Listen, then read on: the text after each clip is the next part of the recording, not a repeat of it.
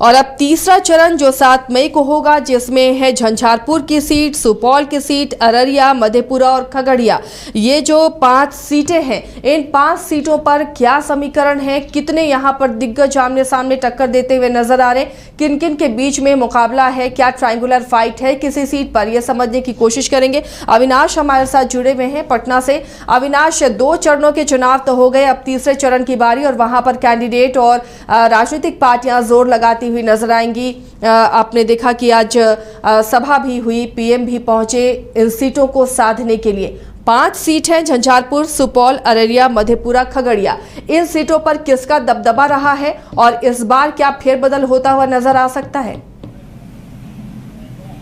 जी बिल्कुल, देखिए आसिया, जिन सीटों का नाम आपने लिया, झंझारपुर, अररिया और अररिया में हालांकि आज ही जो है मतदान था, और जिस तरीके से 5 सीटों पर जो चुनाव होना है और 2 चरण में चुनाव हो गए। पहले चरण में आपने देखा होगा कि पिछले साल के बनिस्पत 5% जो है वोटिंग कम हुई, जो पहले चरण का चुनाव हुआ। फिर उसके बाद जब आज दूसरे चरण का जो चुनाव हुआ है, और आज भी बड़ी खबर सामने आई कि लगभग 11 मतदान केंद्रों पर लोगों ने वोट का बहिष्कार किया है और फिर से जो है इस बार कम वोटिंग हुई है। और देखिए, आज प्रधानमंत्री का बिहार दौरा था और पिछले 20 दिन में ये 4थी बार, और 10 दिनों के अंदर बात करें तो ये दूसरी बार प्रधानमंत्री आज बिहार में थे। और मुंगेर लोकसभा सीट से ललन सिंह जो जेडीयू के तरफ से प्रत्याशी हैं, उनके लिए उन्होंने प्रचार प्रसार किया। और अररिया से जहां एनडीए के प्रत्याशी प्रदीप कुमार सिंह हैं, उनके लिए प्रधानमंत्री ने आज जो है प्रचार प्रसार किया था। और वहां से खूब आरजेडी और कांग्रेस पार्टी पर वो जो है हमलावर थे। उन्होंने फिर से एक बार आरजेडी पर बड़ा बयान देते हुए कहा कि आरजेडी जो है वो बूथ कैप्चरिंग और बूथ लूटने वाली पार्टी है। और देखिए, जिस तरीके से प्रथम और द्वितीय चरण का जो चुनाव हुआ है और उसमें जो वोटिंग परसेंटेज कम हुई है, इससे कहीं ना कहीं एक तरफ एनडीए के लोग ये कह रहे हैं कि हमारे पक्ष में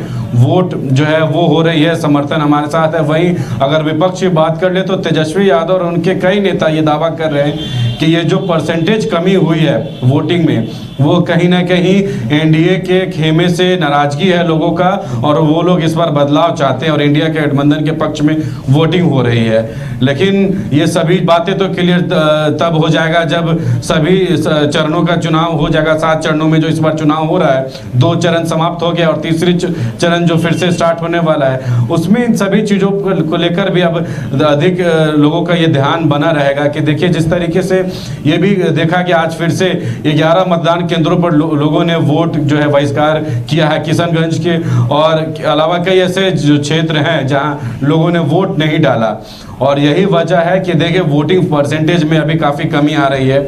लेकिन देखना होगा कि ये जो इस बार जो चिलचिलाती धूप भी हो रही है, एक ये भी वजह हो सकता है कि कई जो बुजुर्ग हैं जो इतने धूप में बाहर नहीं निकल पा रहे होंगे, क्योंकि इससे पहले देखा गया कि कई बूथों पर पानी का समस्या देखा गया था। इस कारण से भी लोग जब एक दूसरे को मैसेज देते हैं कि ऐसा ऐसा समस्या है, और कई जगह बूथों सेंटरों पर क्लासेस भी हुए। और आज भी देखिए, एक मतदान केंद्र था जहां पर भागलपुर में, जहां लोगों के बीच में झड़प भी हुआ।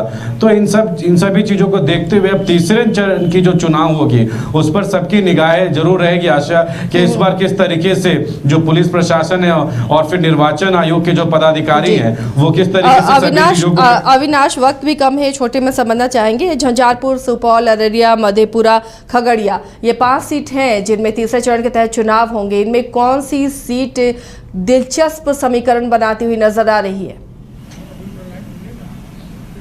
देखिए, बिल्कुल झंझारपुर और अररिया की जो बात करें और मधेपुरा, ये 3 जो सीटें हैं वो काफ़ी महत्वपूर्ण रहेगी। और यहाँ पे चुनौती जो है काफ़ी टक्कर की रहेगी। जिस तरीके से एनडीए के तरफ से जो प्रत्याशी और एक तरफ विपक्ष जो इंडिया अलायंस और जो महागठबंधन की जो वो उनके तरफ से जो भी प्रत्याशी हैं, तो ये मधेपुरा, झंझारपुर और अररिया में खासतौर पर काफ़ी चुनौतीपूर्ण माहौल रहेगा।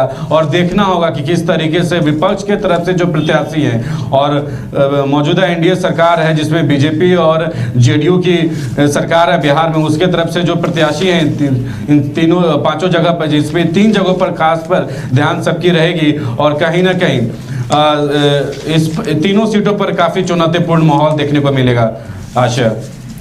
चलिए, शुक्रिया अविनाश इस तमाम जानकारी के लिए। तो अब 5 सीटों पर दम लगाती हुई पार्टियां नजर आएंगी और इसे लेकर रैलियां भी जारी हैं। आज भी प्रधानमंत्री 2 सीटों पर निशाना साधते हुए नजर आए। मुंगेर और अररिया में उन्होंने आरजेडी पर निशाना साधा और एनडीए प्रत्याशी के पक्ष में लोगों से वोट देने की अपील की। तो काफी दिलचस्प होता हुआ ये लोकसभा चुनाव जैसे जैसे चरण बढ़ रहे हैं वैसा होता जा रहा है और लगातार आप तक भी हम अपडेट पहुंचाते रहेंगे। फिलहाल इतना ही, लेकिन खबरों के लिए आप बने रहिए एलीट इंस्टीट्यूट। अगर आपके अंदर चाह है तो एलीट आपकी राह है। आईआईटी हो या मेडिकल, आप चाहते हैं अपने आप को उत्कृष्ट दिखाना, आप चाहते हैं खुद को एक आईआईटीएन के रूप में दिखना या मेडिकल के क्षेत्र में आगे बढ़ना, तो एलीट आपके लिए बहुत बड़ी ताकत के साथ आपके सामने है। आइए, खुलिए, बढ़िए, पहुंचिए। एलीट इंस्टीट्यूट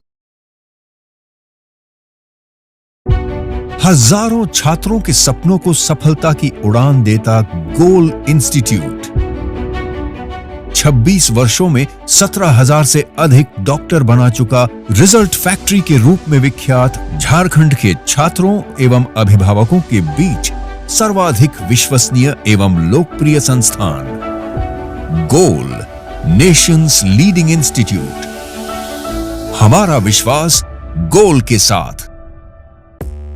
5 राज्य, 61 शहर, 150 प्रोजेक्ट और एक वास्तु विहार। नई सोच, नया घर। बनाए रखिए अपना प्यार, सेवा में है वास्तु विहार।